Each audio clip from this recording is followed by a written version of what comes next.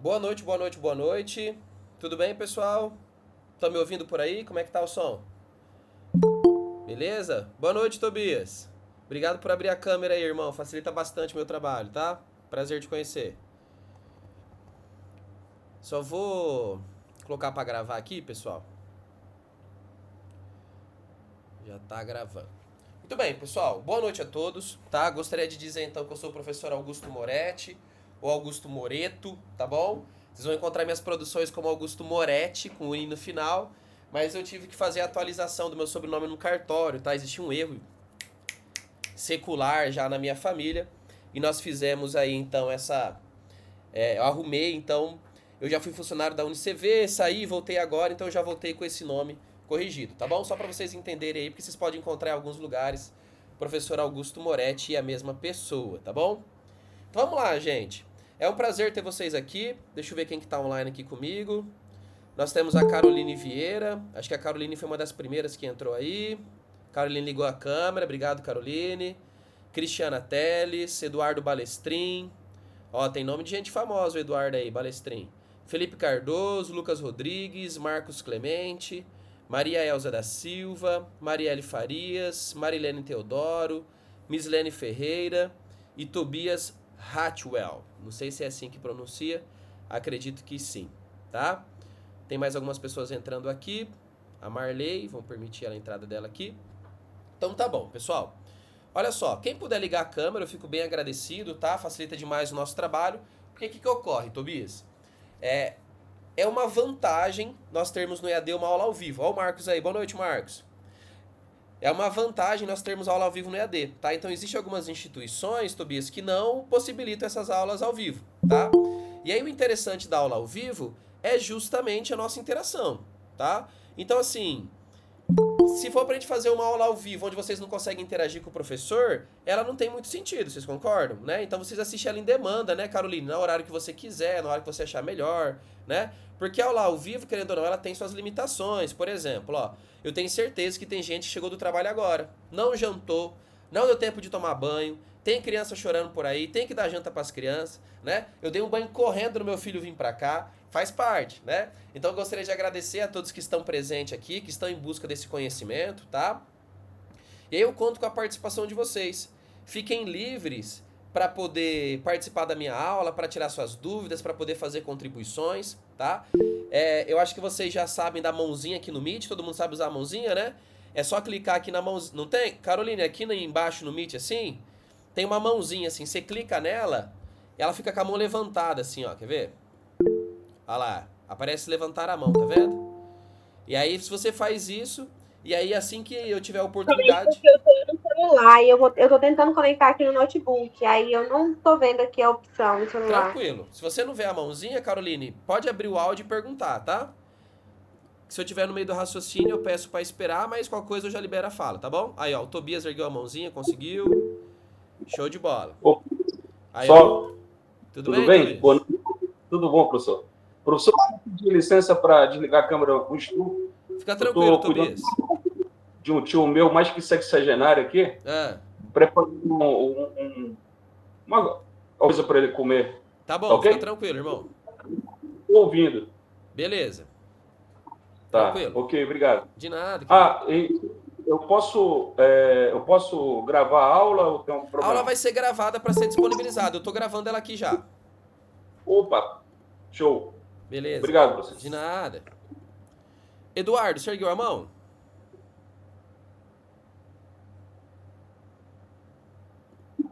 Sim, só para ver se estava funcionando. Show de bola. Alcione.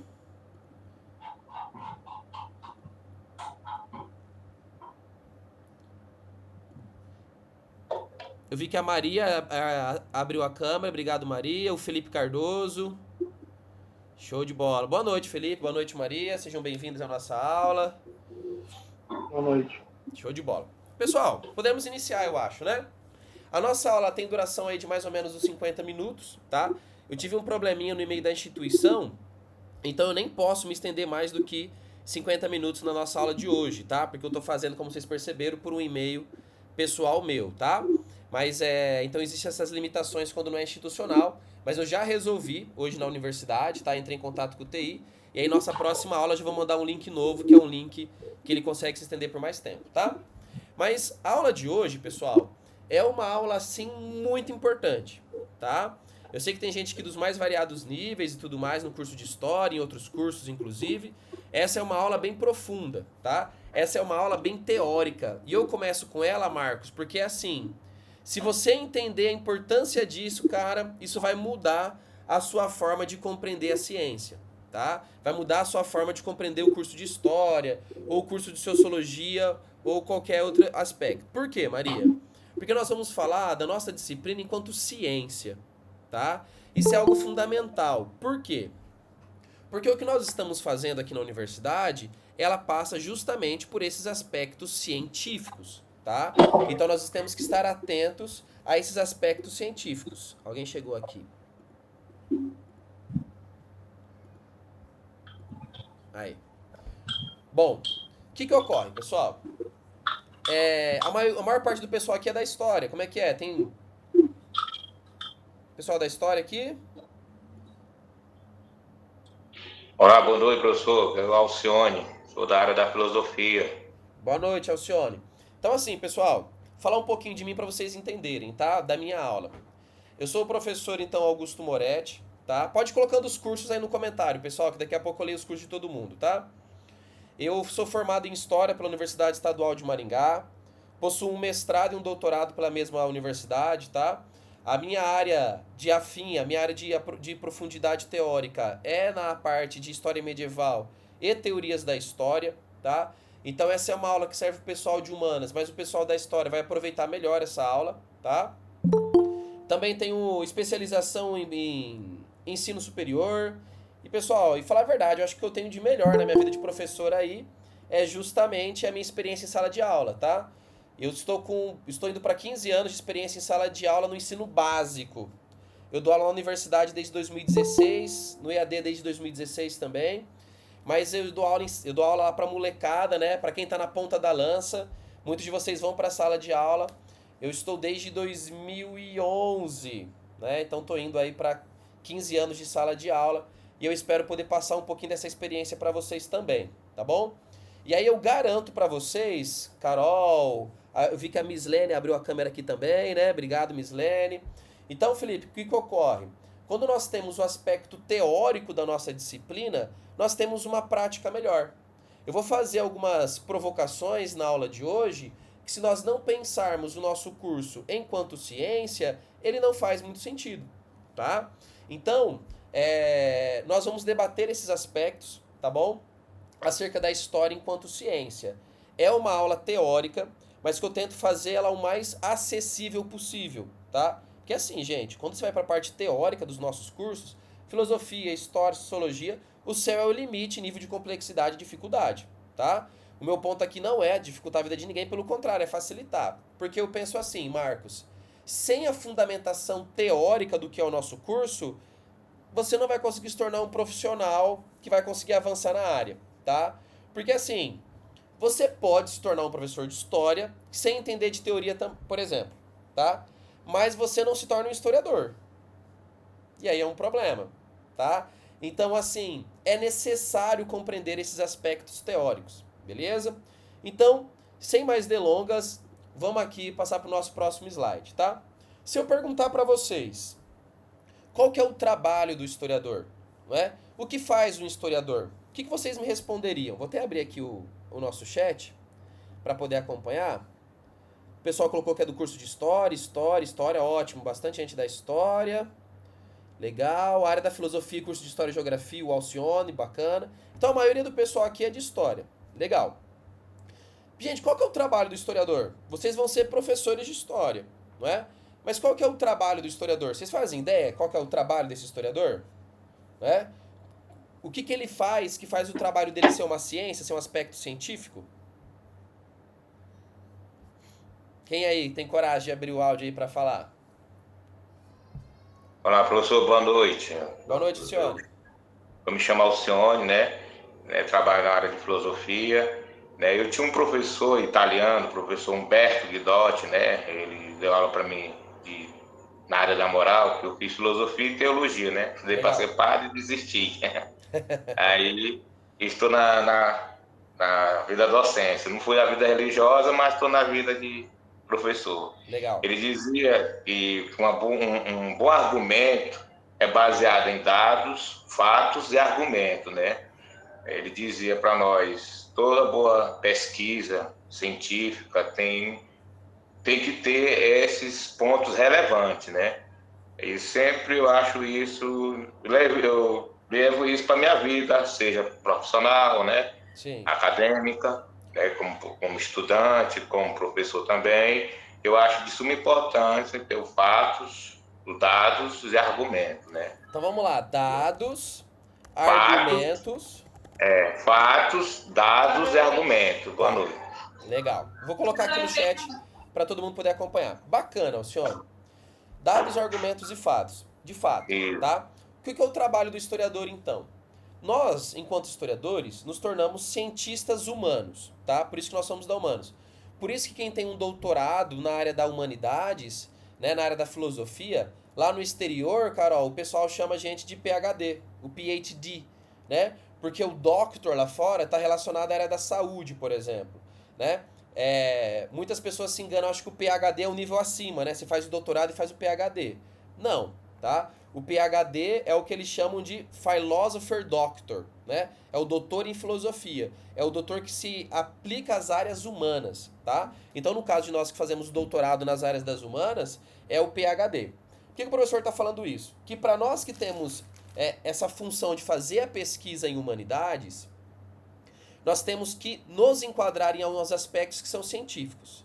E o que torna algo científico? O Alcione já trouxe algo muito legal para nós, que ele falou, olha, professor, tem que ter os fatos, esses fatos nos vão levar a dados, e nós temos que argumentar com esses dados. Mas o que ocorre, Alcione? Eu tenho um colega que é jornalista, é formado em jornalismo, tá? E se eu apresentar para ele os mesmos fatos e os mesmos dados, inclusive alguns argumentos, ele não vai produzir, ou ela, no caso essa minha amiga é jornalista, ela não vai produzir história. E aqui o história é com H maiúsculo. H maiúsculo em que sentido, professor? No sentido de história-ciência. O H maiúsculo aqui está relacionado ao nome, por isso o H maiúsculo, tá? Não tem nada a ver com outras questões. Então quando eu falo de história, ciência. Por quê, Mislene? Porque eu posso falar de história, historinha. Então, por exemplo, eu tenho um filho pequeno aqui em casa, eu conto a história dos 3 porquinhos para ele. Essa história dos 3 porquinhos é com H minúsculo, porque nós estamos falando uma historinha, uma história que não é ciência, entendeu, Humberto? Quando a gente fala dessa história-ciência, nós falamos de história com esse H maiúsculo porque é disciplina, ok? Não tem nada a ver com outras questões. É igual quando se eu for falar o nome da Mislene, escrever o nome dela, tem que escrever com M maiúsculo, porque é uma questão gramatical, ok? Então, quando a gente fala de história-ciência, Felipe, nós estamos falando de profissionais de uma ciência que se utiliza, e isso vai ser o foco da aula de hoje, pessoal, se utiliza de teoria e metodologia, tá? Sem teoria, sem metodologia, não existe ciência. Ponto. Ok? O que ocorre?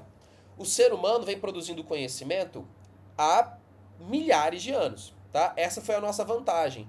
Nós estamos acumulando conhecimento há milhares de anos. Só que produzir conhecimento pode ser feito de várias formas. Por exemplo, o meu pai não tem graduação nenhuma, minha avó não teve estudo nenhum, e ainda assim ela acumulou conhecimento, tá? Porque existem diversos tipos de conhecimento. Eu acredito, Caroline, que você conheça pessoas que são inteligentíssimas e que nunca passaram por uma sala de aula, tá? O que ocorre, pessoal? Existem diferentes tipos de conhecimento. Aqui, nós estamos falando de conhecimento científico, beleza? O que é o conhecimento científico? Lá por volta do século XVI, vai surgir o movimento da Revolução Científica junto com o Renascimento, onde passa a se existir o método científico, o pensar científico, tá? E aqui eu quero deixar uma coisa clara para vocês. Estou falando enquanto um cientista humano, enquanto um professor universitário. Não estou dizendo que é a única forma de conhecimento, não estou dizendo que é a melhor forma de conhecimento. Estou dizendo que é a forma que nós na universidade produzimos. Quando vocês entram na universidade, é esse tipo de conhecimento que vocês estão em procura, sim? Ponto. ok? Existem outros conhecimentos super válidos que não vêm por via da ciência, mas não é o nosso ponto de discussão, beleza? Quando a gente fala de ciência, existe esse rigor científico, tá? Para ilustrar, nós podemos utilizar algo... por exemplo, professor diz, falta de digital é algo comum. Eu tenho um creme aqui, deixa eu esconder a marca, que estava na minha mochila, eu tirei esses dias, é um creme de mão, tá? O que ocorre, Felipe? Se eu vim aqui atrás, tem um farmacêutico responsável, tem um engenheiro químico responsável, certo? Produtos químicos, tem que ter esses profissionais, esses cientistas responsáveis por isso. O que ocorre, Mislene? Quando o cara vai produzir esse creme de mão aqui, ele pode colocar os produtos em qualquer ordem? Não. Ele pode colocar os produtos em qualquer proporção? Claro que não. Pensamos no exemplo mais simples, um bolo. Você pode colocar qualquer quantidade de farinha? Você pode colocar qualquer quantidade de ovo? Você pode bater de qualquer jeito? Você pode colocar na temperatura que você quiser no forno? Sabemos que a resposta para essas perguntas é não. Você até pode, mas você não vai obter o bolo que você quer. Você não vai obter o produto que você quer. Por isso que os químicos, os farmacêuticos, os engenheiros, eles possuem métodos consolidados cientificamente que têm que ser seguidos na hora da produção de qualquer produto, certo? Esses métodos de produção, eles ajudam na aplicação da teoria. Então, por exemplo, vamos lá. A teoria diz que se você colocar o forno muito alto, ele vai queimar o bolo por fora e vai ficar cru por dentro. Vocês sabem por vias empíricas que isso é verdade, né? E aí a metodologia vai dizer para você, olha, então você tem que pré-aquecer o forno a 180, 200 graus. Depois que ele estiver pré-aquecido, você vai colocar esse bolo lá. Você vai esperar X minutos e ele vai ficar pronto. Então a teoria traz essas ideias e a metodologia é a prática. Para facilitar para vocês, então, esse exemplo eu gosto muito.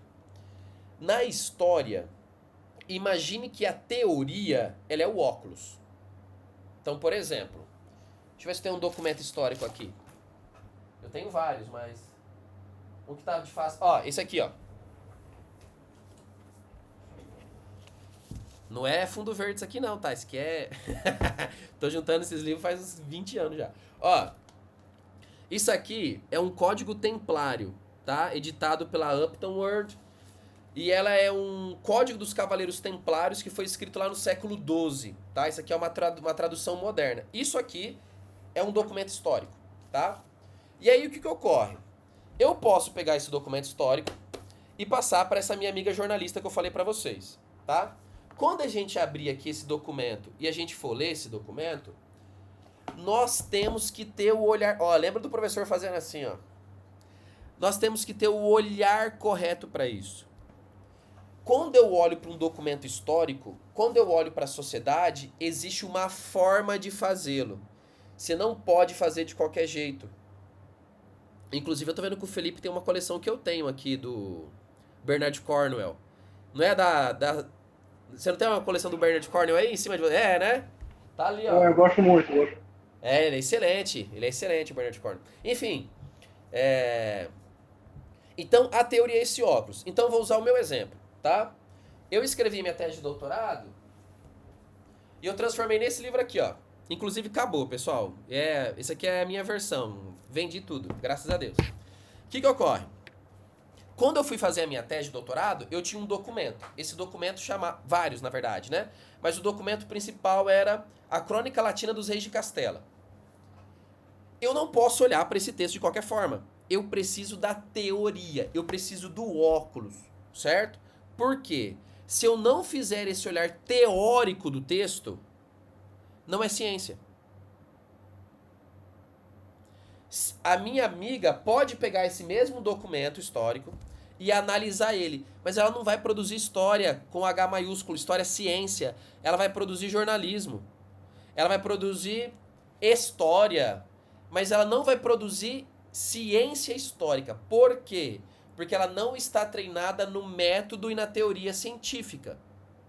Compreendem isso? Tá? É mais ou menos assim, Mislene. Nós, enquanto historiadores, estudamos outros historiadores, linhas teóricas que falam, olha, por exemplo, a minha linha teórica é a da nova história cultural, beleza?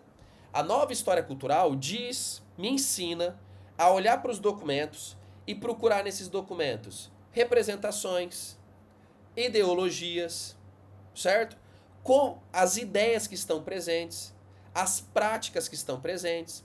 Então, por exemplo, na tese, a gente desenvolveu o pensamento de como o rei que eu estudei, Fernando III, ele colaborou na formação de representações, né? Que é um conceito aí que a gente levaria até um tempo para definir aqui, mas basicamente representações que legitimassem o seu poder. Porque assim, Marcos, eu não preciso falar para você que as ideias legitimam o poder, você sabe disso, certo? A pergunta que eu te faço é como? Como que eu construo isso? Como que alguém constrói? Como que alguém usa isso para legitimar? Tá? Então, a teoria é esse óculos que a gente usa para olhar para o documento. E você tem que utilizar teorias que são consolidadas pelos cientistas anteriores, pelos historiadores anteriores. Porque é isso, Marcos, que vai garantir a cientificidade do processo. Então, quando eu fui defender a tese, tinha lá 5 doutores para poder aprovar meu trabalho. Por quê? A função dele é olhar para a forma como eu apliquei a teoria e a metodologia no meu trabalho e falar, olha, isso é ciência histórica mesmo.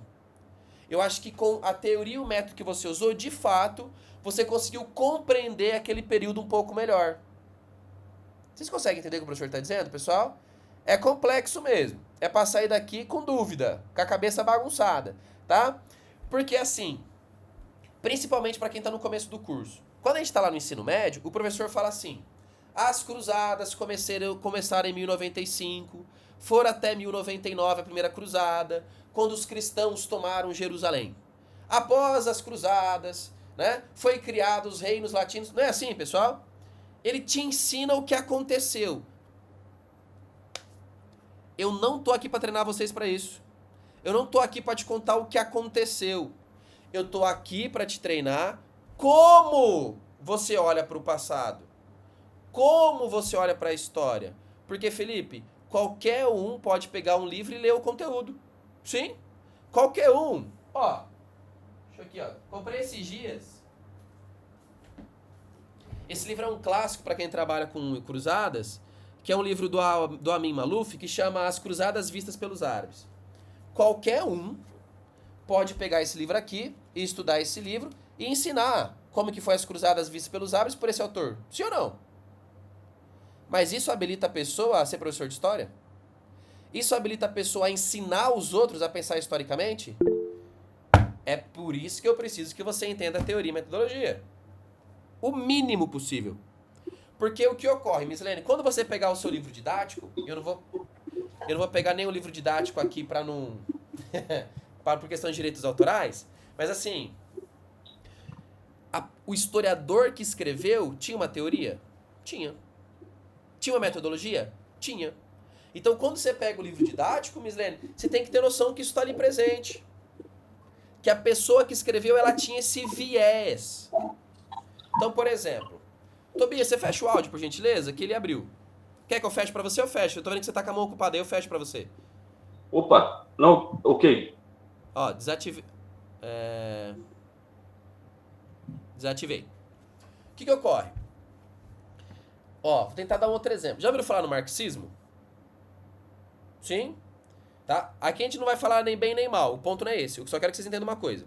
Quando as pessoas falam do marxismo, o marxismo, ele é uma teoria histórica que é o materialismo histórico dialético. Não é o que eu uso, não é o que eu gosto para entender a história. E o materialismo histórico dialético, ele olha para a economia da história. Então, assim, ô Mislene, quando o marxista ele olha para a história, ele pega esse documento aqui, ó. Tá? A teoria dele diz que ele tem que procurar luta de classes, mais-valia, infraestrutura, como essa sociedade se comportava economicamente.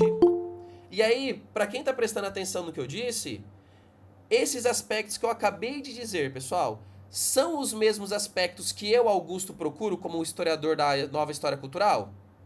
Não. Acabei de falar para vocês que eu procuro representações, não é isso? Cultura, ideologias. Você percebe que é outra ideia, Felipe? Né? Eu estou procurando outras coisas, eu estou tentando ver outras coisas. E aí o Tobias me pergunta assim, professor, e quem que tá certo? Os dois. Os dois trabalhos foram aprovados? Os dois trabalhos têm rigor científico? Entendeu a importância da ciência aqui? Porque o que ocorre, Marcos? Se você é um químico e a teoria diz, não misture o ácido tal, exemplo, não misture água sanitária com alvejante, que ele vai produzir um gás, você vai passar mal, tal. Aí você fala, não, eu faço o que eu quiser. Aí você vai lá e mistura os dois e ó, se lasca. Por quê? Porque a química, a matemática, a física são áreas que nós chamamos da ciência dura. Não muda. A teoria diz que é X. Vai ser X até embaixo d'água. 1 mais 1 é 2.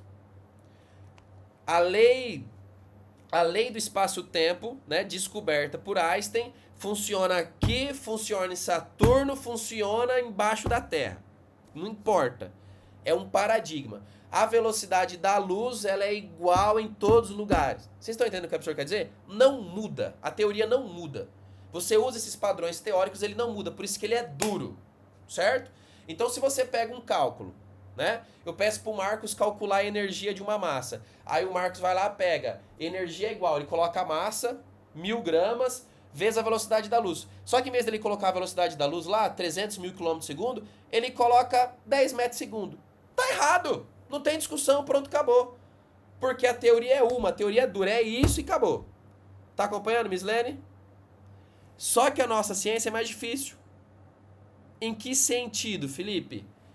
Eu acabei de falar para vocês que a minha teoria de nova história cultural analisa de uma forma. A marxista ortodoxa analisa de outra. Existem os quantitivistas, existem várias teorias. Várias. Por quê? Ah, professor, então história não é ciência. Porque se matemática, física, química são disciplinas duras e tem um paradigma só, a história tinha que ter também. A gente já cansou de debater isso na história, pessoal. Teve uma época que o pessoal falou, então não somos ciência. Se for para ser duro, não é para ser uma ciência. O que a gente descobriu? Vamos pegar aqui uma pessoa de exemplo.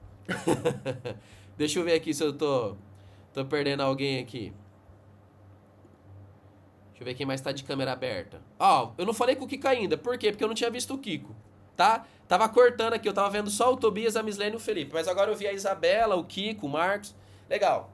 Kiko, posso usar você de exemplo? Garanto que não é coisa ruim, tá? Kiko, eu tô vendo aí que você tá na sua casa, tá? E aí, assim, com certeza você é filho de alguém, porque isso não tem como, certo? Com certeza existe o Kiko no trabalho, certo? Existe o Kiko na família. Existe o Kiko que mexe com dinheiro. Existe o Kiko que tem um esporte, que tem um lazer e por aí vai. Por que a história, Isabela, ela tem várias teorias então? Porque o ser humano é um ser complexo. Se um materialista histórico, um marxista, fosse analisar a vida do Kiko, da Isabela, da Mislene, do Marcos e do Felipe, ele ia focar nos aspectos econômicos. Não foi isso que eu falei pra vocês?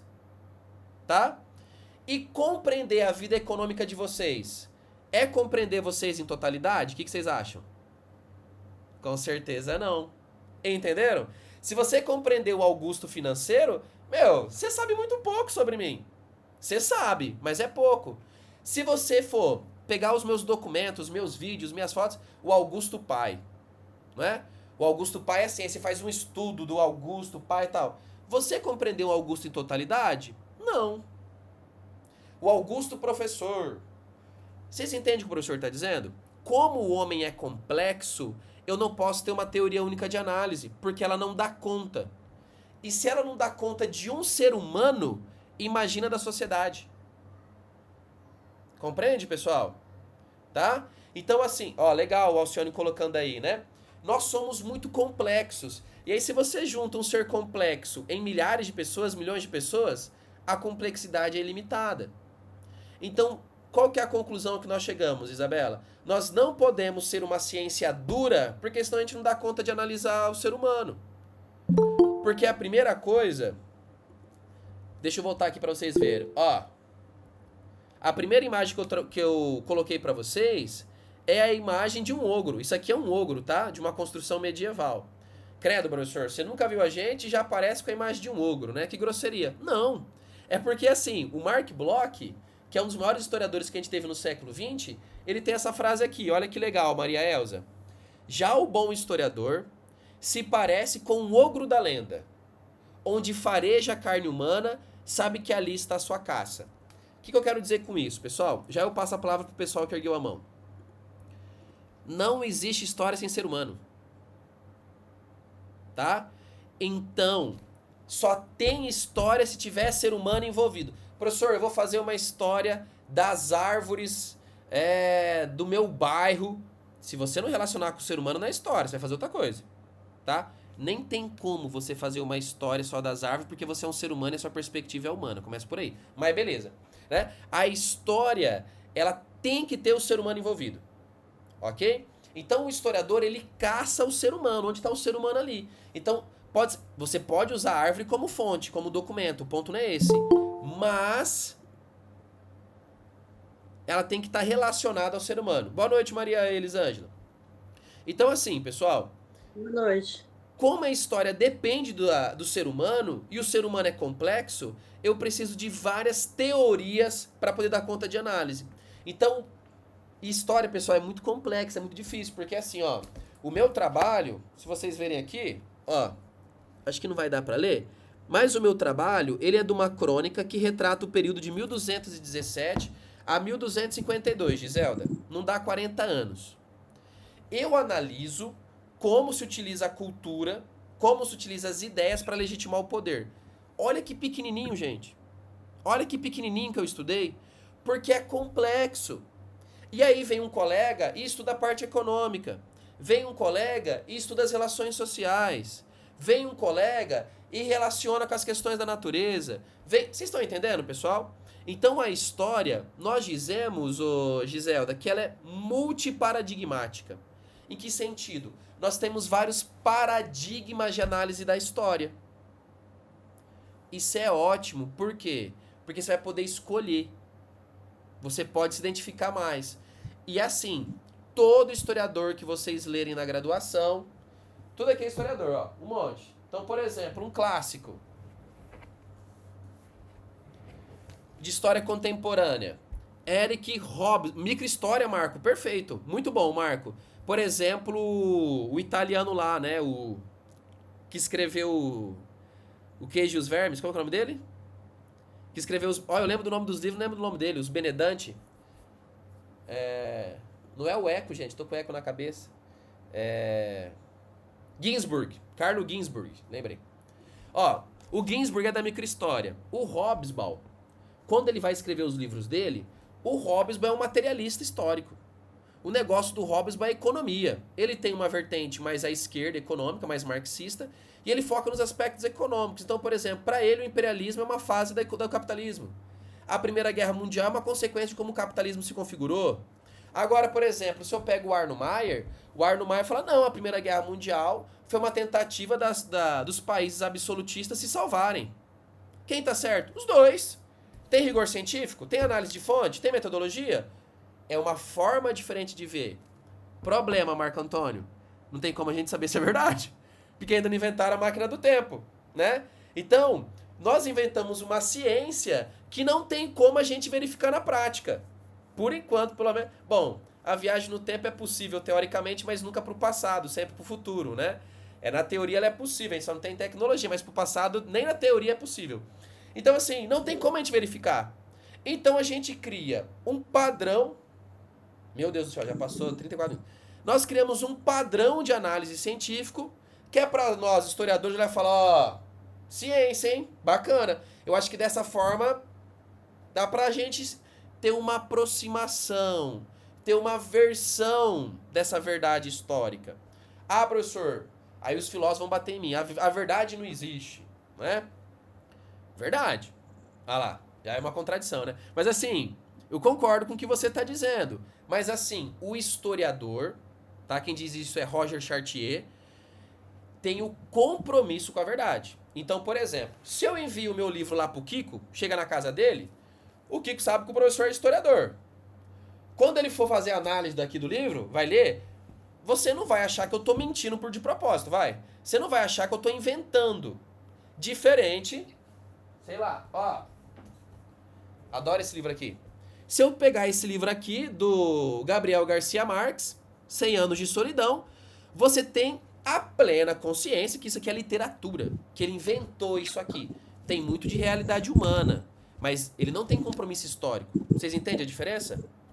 Maria Elisângela, eu vou fechar seu áudio que ficou... Você fecha o áudio pra mim, Maria? Ficou aberto.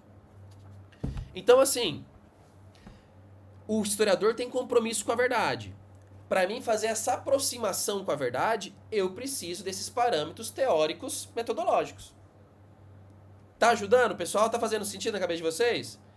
Porque se eu não tenho esses parâmetros, o que prova que eu tô tentando me aproximar dessa verdade histórica? O que comprova que isso de fato é ciência? Que isso tem um rigor científico? É só esses aspectos, tá? Então, por exemplo, o primeiro capítulo aqui da tese é um capítulo puramente teórico, tá? Porque eu tenho essa preocupação de fazer essa análise teórica, tá? Mas deixa eu dar um descanso para a voz, vamos ver aqui. Deixa eu ver como é que tá a fila da mãozinha aqui. Cadê? Tem algum lugar que... Aqui. Primeiro o Alcione. Alcione, vamos lá.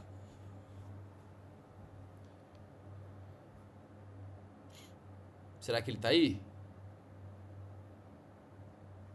Vamos passar pro Tobias. Tobias, você ergueu a mão?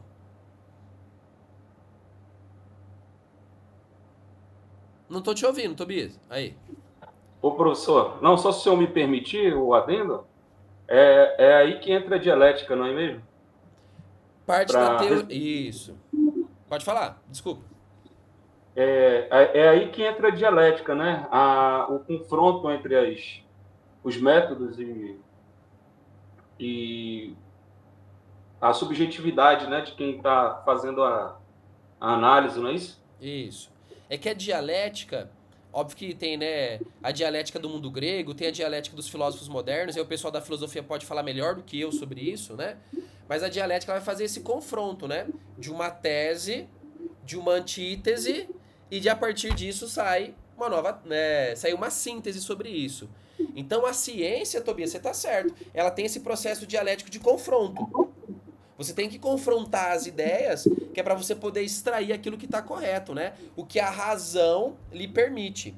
Eu só faço um adendo que é assim, só a razão não é suficiente.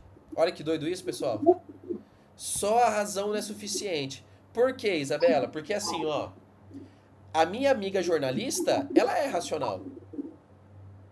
Mas a razão é suficiente para fazer história-ciência? Não. Porque a nossa razão, ela falha. Por isso que eu preciso de método e teoria para dar direcionamento a esse processo racional, que é para evitar essas falhas. Sim? Legal? Show de bola, Tobias, muito legal. Agora, quem ergueu a mão? O Eduardo, que ergueu a mão? Eduardo? Isso, professor. Então, eu tento passar para meus alunos, também não sei se estou certo, porque eu estou aqui para aprender, né? Sim. Se botar muito no lugar histórico, tá? Antes de ensinar qualquer coisa específica que seja, como funcionava o mundo naquela época, como os camponeses, tudo para estudar uma coisa específica depois, né? Como eles viam o mundo, o que eles tinham aprendido, como eles viviam em si. Para você criticar, porque muitos alunos criticam, por que não fez isso, não fez aquilo? Não, tem que estudar o tempo histórico, né? Isso. É assim, ó, os historiadores clássicos, eles falam que o historiador ele tem um mal. Qual que é o principal mal que você tem que tomar cuidado, que atinge a nós historiadores? É o mal do anacronismo. Já ouviram falar de anacronismo? Anacronismo é você falar de pós-modernismo no século XV. É você falar de capitalismo no século III. Gente, existia capitalismo no século III? Pelo amor de Deus. Então, isso é anacronismo. Anacronismo é atribuir, fazer análise de aspectos históricos que pertencem a outro período que não aquele que você está analisando. E, gente, é bem fácil de cometer esse erro se você não tomar cuidado.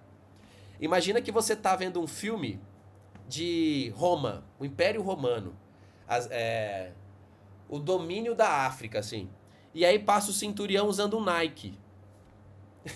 Isso é um anacronismo claro, entendeu? Tipo, olha, tem uma coisa de um período histórico que não tá contendo ali. Então, quando você fala, Eduardo, que nós temos que nos colocar naquele tempo histórico, você tá certo. Porque a primeira coisa que nós queremos fazer é julgar, né? Então vou lá para a Idade Média, já quero pôr o dedo na cara do cara e falar assim, seu atrasado, né? Acreditava na religião, fala, opa, calma aí, não é bem assim. Qual que é o contexto do cara? Quer ver um tema, será que eu entro nesse tema? Mas vamos lá, né? A gente tá aqui para fazer polêmica. Ó, o alemão que nasceu em 1915, beleza? O cara nasceu em Berlim em 1915, no meio da Primeira Guerra Mundial. A Alemanha ainda estava indo bem, mas a Alemanha vai tomar uma piaba no final da guerra, vai passar por uma hiperinflação, esse cara tá crescendo numa dificuldade gigantesca, o pai desempregado, o país passando por um processo revolucionário, aquela loucura toda. Surge o nazismo. Na escola ensina nazismo, o pai vira nazista, o tio vira nazista. O que esse cara faz? Vocês entendem? Eu não posso chegar pra esse cara e botar o dedo na cara dele e falar assim, seu maluco, seu louco, como é que você se tornou um nazista? Opa, qual que é o contexto dele? Entenderam? Qual que é o ponto? Você, como pessoa, pode julgar o que você quiser. Tranquilo. O que você não pode fazer isso é fazer como um professor. Ou chegar pro homem medieval e falar, acreditou na igreja católica, seu burro. Gente, pelo amor de Deus, olha o contexto do cara. Ou chegar, hoje em dia, ó, eu poderia chegar pra vocês e falar assim, ó, vocês aqui estudando ciência, tudo errado, o que tem a ver a ciência?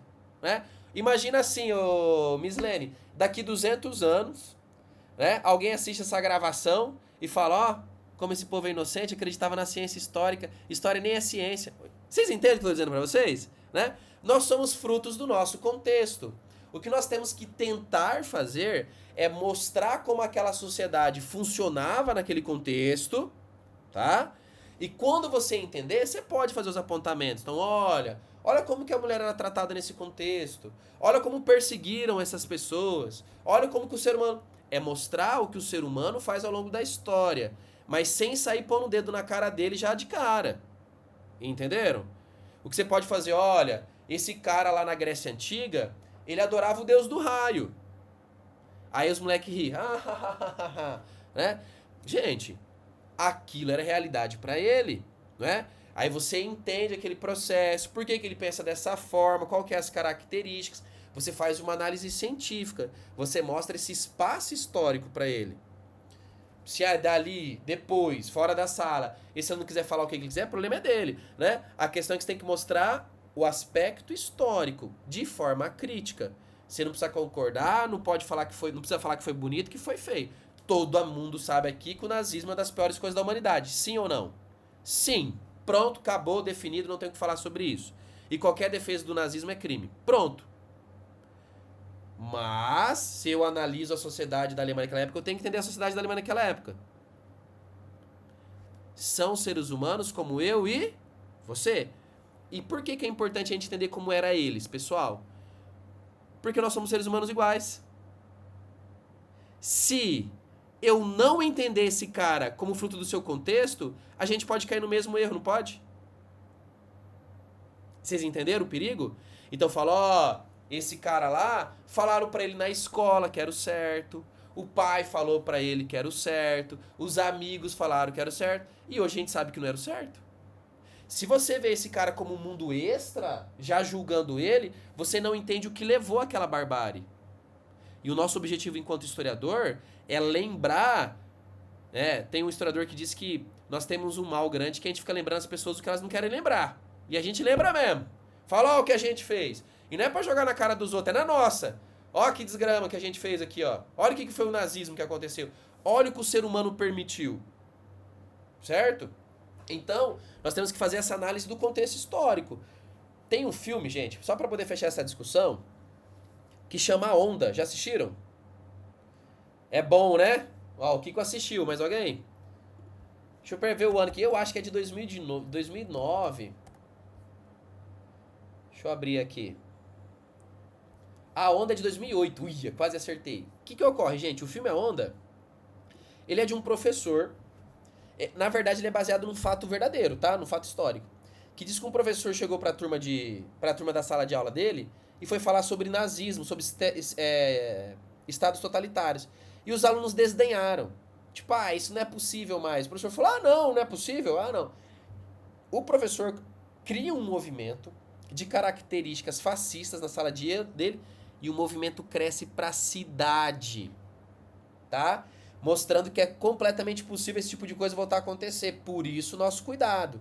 Por isso, nosso estudo. Entendem, pessoal? Tá? Assistam o filme A Onda. Eu duvido que vocês não vão gostar.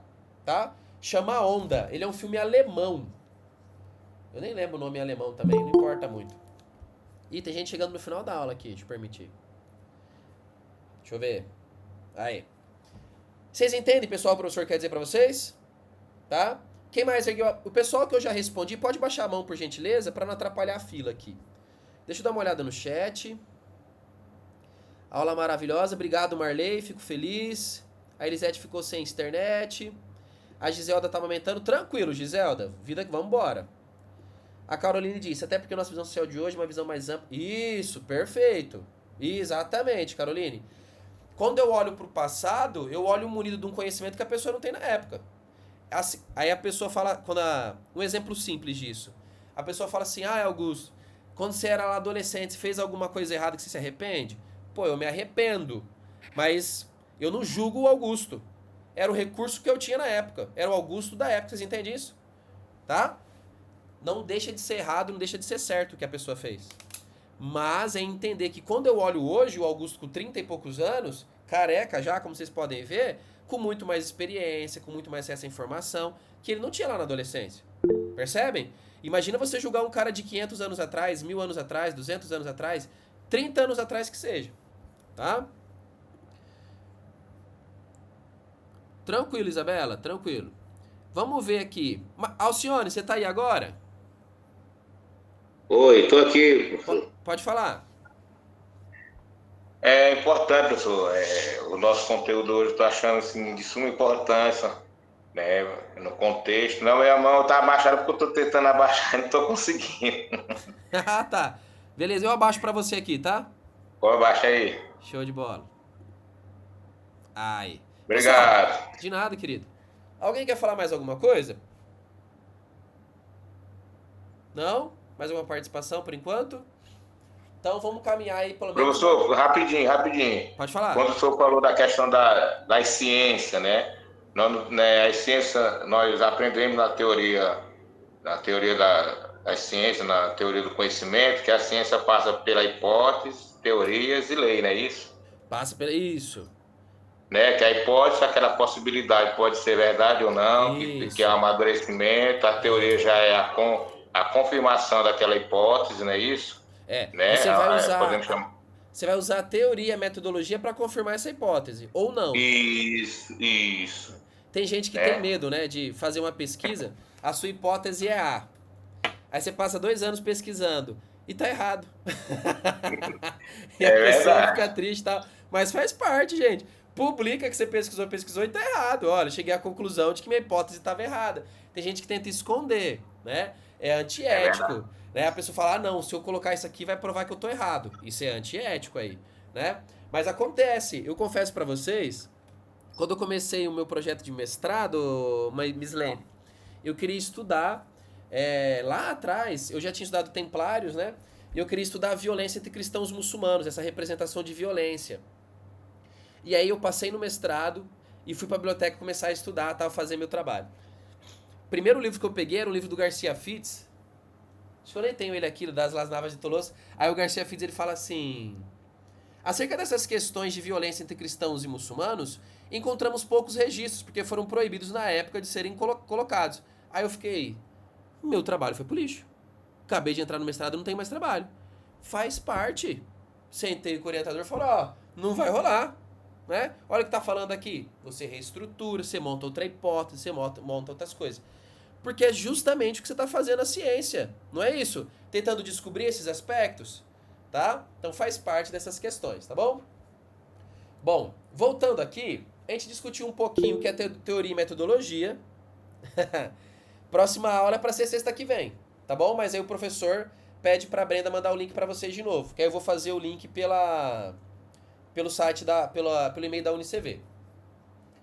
Bom, aqui a gente já discutiu um pouquinho, né? Pessoal, eu tô finalizando a aula, tá? Vou liberar vocês pra jantar já. A gente falou um pouquinho, então, do nosso trabalho enquanto historiador, tá? Que é de utilizar esses aspectos teóricos, metodológicos, de ter uma base científica para analisar os documentos, para poder apresentar essas evidências históricas, tá bom? E aí, por isso que nós somos essa história com H maiúsculo, porque nós somos a disciplina de ciência histórica, tá? História com H minúsculo pode ser qualquer uma. E tem ainda a história, né? Se você jogar lá no Google a palavra história sem H, né, com a letra E, ele vai colocar que designa uma narrativa, um conto. E um conto não é ciência, né, gente? Beleza? Ela é outro aspecto. Eu tinha muitas outras coisas para falar na aula de hoje para vocês, mas a discussão foi muito boa, ela é muito importante, tá? E minhas aulas ao vivo, elas são assim, gente, tá? Eu vou caminhando para onde eu acho que é mais importante para vocês. A gente vai ter um monte de aula ao longo do ano, então fiquem tranquilos, beleza? Fala comigo, Eduardo. Então, professor, para o senhor, o que muda, o que pode mudar para crescer entre um professor de história e um historiador? Legal. Um professor de história, para fechar a aula então, hein, pessoal? Um professor de história não necessariamente é um historiador. Eu tenho colegas que são ótimos professores de história, mas não são historiadores. Ele passou por essa formação, tá? Mas ao longo da carreira dele, da universidade dele, ele focou na docência, na licenciatura, ok? Então, o que ocorre? Um professor de história, ele tem que dominar os aspectos pedagógicos, não é isso? Ele tem que dominar os conteúdos, ele tem que dominar a parte teórica e metodológica, mas de uma forma menor. Por quê? Porque ele não vai produzir esse conhecimento. Ele vai replicar. E tá tudo bem. É o que ele escolheu, tá? Mas ele precisa ter o domínio mínimo de entender que alguém escreveu aquilo daquele jeito. E que a pessoa escreveu daquele jeito porque ela tem uma intenção. Ela quer provar um ponto. Ela tem um ponto de partida. Então, quando você pega as análises, a boa parte dos historiadores, né, que escreveram os livros didáticos, eles têm essa característica mais materialista histórica. Ele tem uma intenção.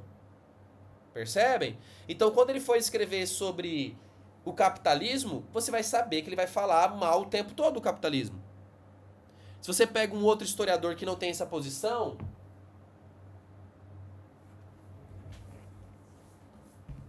esse cara tá voando lá nos Estados Unidos, tá? E no mundo todo. Inclusive na China o cara vai palestrar. O Neil Ferguson. Ele já tem uma posição mais à direita. Mas ele vai utilizar a teoria histórica para poder fazer isso. Percebe? Então o historiador, ele produz. Para produzir, ele tem que dominar esses aspectos teóricos metodológicos. Sim? Sim. Show, gente? Gostaram da aula? Sim. Então tá bom, pessoal. Fico feliz. Eu confesso para vocês que gostei muito de dar aula para vocês aqui hoje, tá? Porque vocês abriram as câmeras e eu posso afirmar para vocês que se não tivesse pessoal de câmera aberta, a aula não seria tão boa assim, tá? Porque eu olhar para vocês, conversar com vocês, já me anima para dar aula, tá? E fortalecem o nosso conteúdo, tá bom? Espero que vocês tenham gostado. Um forte abraço para vocês, bons estudos e a gente vai se falando, tá bom? Tchau, tchau, pessoal. Até mais.